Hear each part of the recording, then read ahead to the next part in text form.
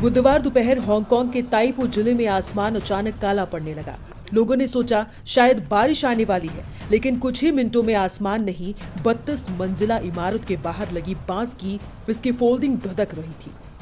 कुछ ही पलों में आग ने इतना भयानक रूप ले लिया कि पूरा आवासीय परिसर चीख पुकार से भर गया। एक एक कर लपटें 7 ऊंची इमारतों तक फैल गई। हवा तेज थी और बांस की इसके फोल्डिंग पहले से ही मरम्मत के काम में लगी थी, यानी आग के बढ़ने के सारे रास्ते खुले थे। देखते ही देखते करीब 2000 अपार्टमेंट्स आग की चपेट में आ गए। लोग खिड़कियों से मदद के लिए हाथ हिला रहे थे। नीचे जलता हुआ मलबा गिरा हुआ था और बेहद बुजुर्ग लोग जिन्हें चलना भी मुश्किल था, फायर ब्रिगेड उन्हें पीठ पर डालकर बाहर निकाल रही थी। ये आग पिछले 3 दशकों में हांगकांग में लगी सबसे बड़ी और सबसे जानलेवा आग बन गई। कम से कम 44 लोग मौत के शिकार हो चुके हैं और 300 से ज्यादा लोग अब भी लापता हैं।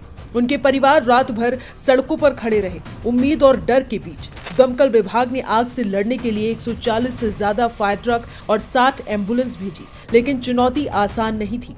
अंदर का तापमान इतना ज्यादा था कि फायर फाइटर्स कुछ ही मिनटों में थक कर बाहर निकलने को मजबूर हो जाते।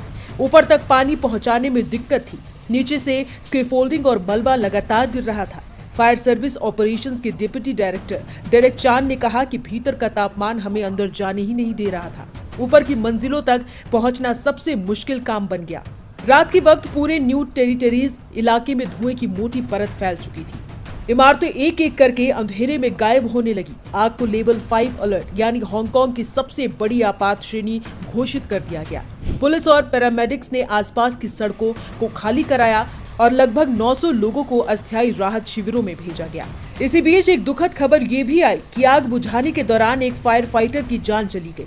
चीन के राष्ट्रपति शी जिनपिंग ने उन्हें श्रद्धांजलि दी और पीड़ित परिवारों के प्रति संवेदना व्यक्त की, लेकिन अभी भी सैकड़ों परिवार अपने प्रियजनों की तलाश में अस्पतालों और लापता लोगों की सूची के पास खड़े हैं। उम्मीद और घबराहट दोनों उनके चेहरों पर साफ दिखती है। स्थानीय मीडिया ने जानकारी दी है कि पुलिस ने घटना से जुड़े 3 लोगों को गैर इरादतन हत्या के आरोप में गिरफ्तार किया है। शुरुआती जांच के अनुसार आग इमारत के बाहर लगी बांस की स्कैफोल्डिंग से शुरू हुई और तेज हवा ने उसे कई इमारतों तक पहुंचा दिया। ये परिसर 1980 के दशक में बनाया गया था और हाल ही में बड़े पैमाने पर मरम्मत का काम चल रहा था।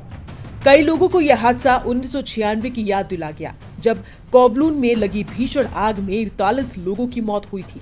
लेकिन इस बार हालात कई ज्यादा भयावह हैं। ये त्रासदी हांगकांग के लिए एक दर्दनाक झटका है और दुनिया भर में उन इमारतों की सुरक्षा पर सवाल उठाती है जहां इसी तरह की स्कैफोल्डिंग का इस्तेमाल होता है। जांच अभी जारी है। धुआं अब भी कई इमारतों से उठ रहा है और लापता लोगों को ढूंढने की कोशिशें लगातार चल रही हैं। लेकिन ताइपो की उस रात की चुप्पी, टूटी खिड़कियों से आती आग की चमक और लोगों की दहशत भरी आवाजें शहर को लंबे समय तक याद रह जाएंगी।